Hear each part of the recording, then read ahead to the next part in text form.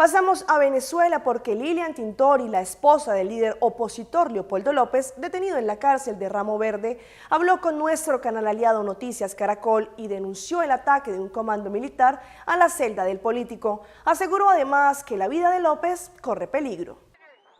La esposa de Leopoldo López, Lilian Tintori, denunció que un grupo de funcionarios armados entró hasta la celda del líder opositor y durante 7 horas se dedicó a destrozar el lugar. Todo lo echaron al piso, revolvieron todos sus escritos, se llevaron sus cosas una vez más, rompieron las fotos de nuestros hijos, una pared que estaba llena de todas nuestras memorias familiares de este año. Tintori señaló que se trató de una violación a los derechos humanos de su esposo. Esto fue prácticamente un allanamiento, un abuso ilegal, absolutamente ilegal, no es una requisa regular, como quieren explicar aquí en Ramo Verde que fue. Además, calificó el hecho de retaliación tras la gira que realizó en los últimos días en busca de apoyo internacional. Esta semana nos atendió Amnistía Internacional, la OEA y la Casa Blanca, el vicepresidente Biden.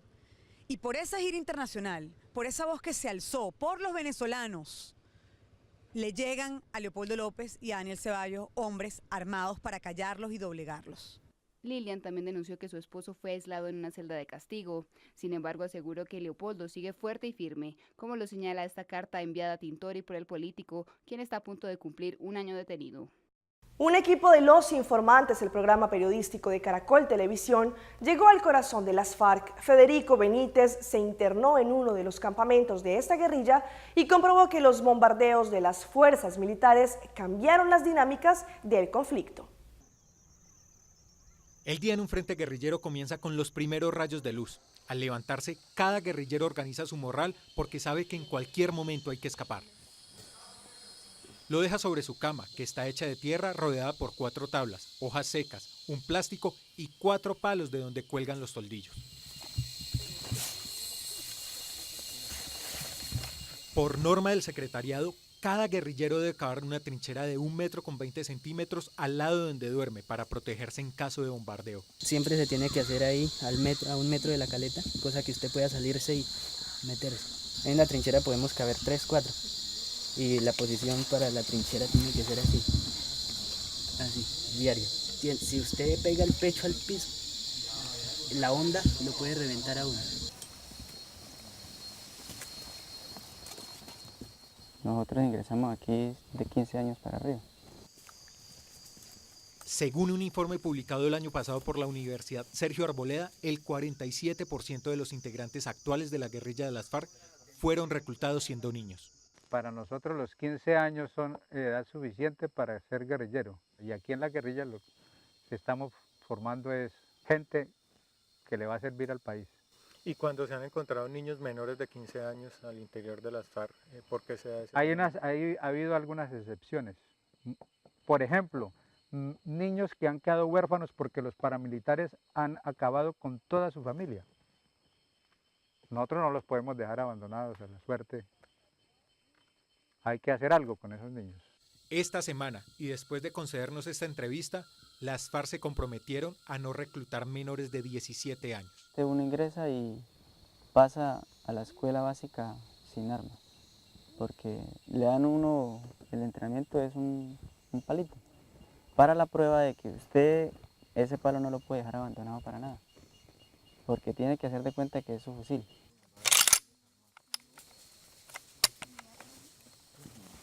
En Haití se presentó un accidente en el carnaval durante este fin de semana. Una comparsa o grupo carnavalesco se electrocutó al hacer contacto con cables de alta tensión. El hecho, fallecieron 20 personas. Durante la celebración del carnaval en Puerto Príncipe, Haití, cuando un cable de alta tensión cayó sobre un carro alegórico, según las primeras versiones, una persona movió la línea eléctrica con un palo para que un vehículo pasara sin problemas. Esto habría desatado la tragedia donde por lo menos 20 personas murieron.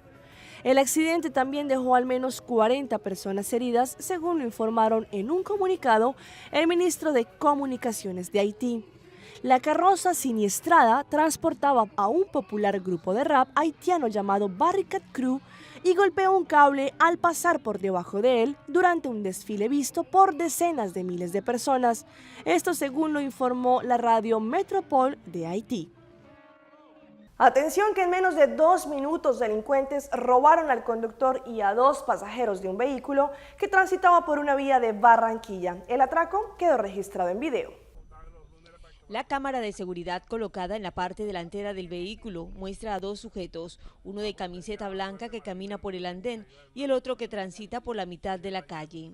Este saca un arma de fuego, se acerca al vidrio panorámico y lo golpea varias veces, amenazando con disparar para que los ocupantes le entreguen las pertenencias. Luego se escucha a los individuos cuando despojan de sus celulares y otros elementos a quienes viajaban en el automóvil. Los delincuentes se desesperan y gritan a sus indefensas víctimas. Dame la cartera, rápido, dame la cartera. La cartera, dame el teléfono tuyo, dame el teléfono. Dame el teléfono, la cartera, dame la cartera. Este video sirvió a las autoridades para identificar a uno de los ladrones. Tenemos individualizado a este sujeto y el llamado es a la comunidad para que cuando observen el video identifiquen a este sujeto. La policía dice que los atracos en este sector los cometen algunas personas residentes en el lugar. Son personas que viven en ese sector, entonces fácilmente salen.